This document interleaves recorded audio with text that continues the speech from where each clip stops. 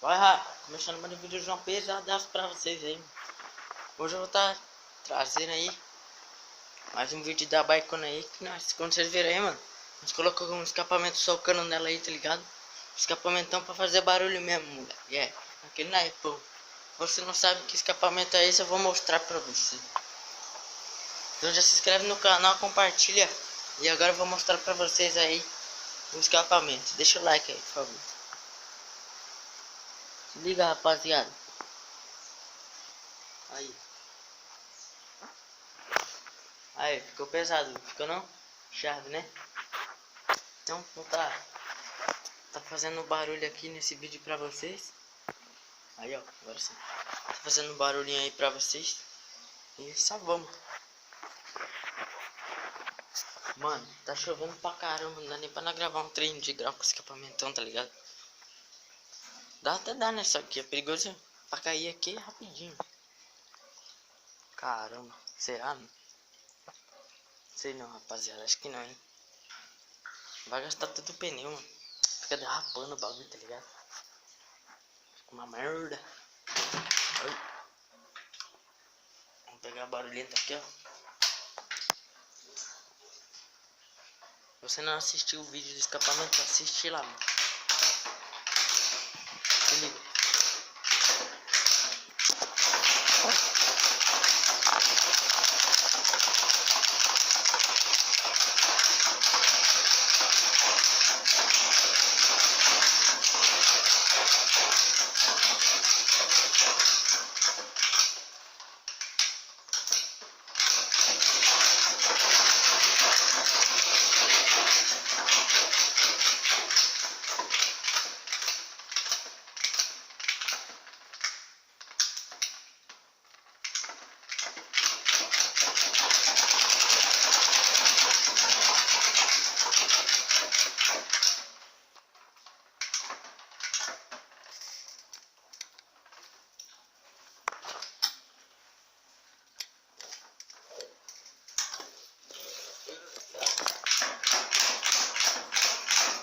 Rapaziada, eu não posso dar uma resinha assim, ó.